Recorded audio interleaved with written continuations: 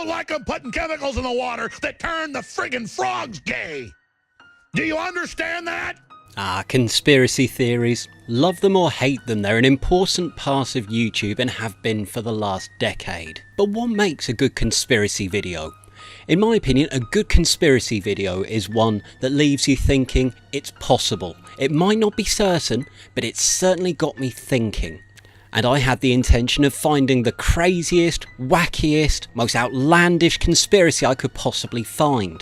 What in God's name is that? But what I found was the weakest conspiracy I've ever come across. So join me as I go through the worst conspiracy on YouTube.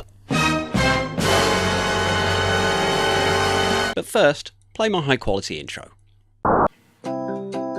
Just a middle-aged man who doesn't really have a plan. He's stealing YouTube content from anywhere. It looks like he has battle fatigue from a year of streaming Rocket League. So he steals YouTube content from anywhere. Go Bean! Yeah. Adam. Yes. What the hell was that? It's a guitar bit. Are you a guitar?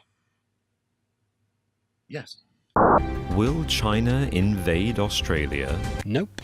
So I've been racking my brains here trying to work out why China would possibly invade Australia, and I don't really have anything to work with here. Maybe it's down to geopolitical events, maybe it's down to the Chinese economy being so powerful that it collapses the Australian one, maybe a kangaroo kicks a panda to death. I honestly don't know. So I've got no expectations here. I'm genuinely curious as to what they're going to suggest could cause it. The People's Liberation Army could stomp all over Australia's military. PLA boasts 2.3 million active personnel compared to Australia's 77,000. Why have you thrown in who would win a fight between China and Australia?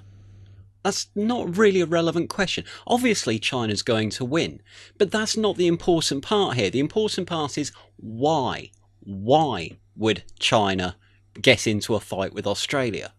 That would be like me having a discussion on who would win between Tracer from Overwatch and Woody from Toy Story. The important question isn't who would win the fight, it's why the f*** did they start fighting? And why did Buzz Lightyear do nothing to stop it? If China wanted to wipe Australia off the map, it could deploy its 260 nuclear warheads. Australia could not retaliate, because it has no nuclear arsenal. Well, that escalated quickly, didn't it? Now China's going to nuke Australia.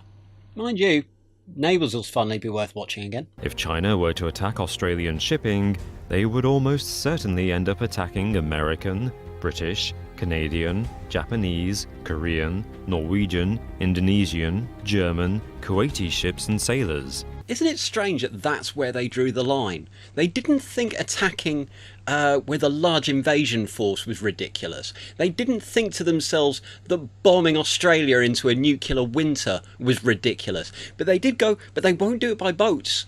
They won't do it by boats because it'll upset the Kuwaitis. And you mustn't upset the Kuwaits. Why have they chosen there to draw the line? This is not to mention the fact that Australia is a member of NATO. Interesting fact, Australia is not a part of NATO. Why am I having to pull them up on this? It is easy to see how, by attacking Australia, China could quickly spark World War III. See, what's happening here is what I call the shotgun method, which is if you fire enough conspiracies out there, eventually one of them will actually happen, and you'll be able to sit back and go, ah, we got the exclusive. We got the exclusive on that. This is their plan, people. These are demons. Quite similar to what we do in Britain with the Premiership transfer window. But if you shout out every conceivable permutation of transfer, eventually one of them will come true so that you can say that you got the exclusive. In this particular case, they've chosen China and Australia. It's never going to happen. But there's like a 0.001% chance it will. And if it ever happens, these guys will be able to sit back and go, see, we were right, you know. We were right all along. And you know what that means? It's basically an intergalactic invasion into this space through people. That means we're also right about the other video, about where we claim that aliens are putting microchips in our food. China won't risk sparking a war with the entire world over the South China Sea. Whoa, what? China won't risk sparking a war with the entire world over the South China Sea. What the hell did you just say? China won't risk sparking a war with the entire world. You clickbaity little bastards. I watched that entire video thinking to myself, I'm going to get to the bottom of this. I'm going to find out what this conspiracy is.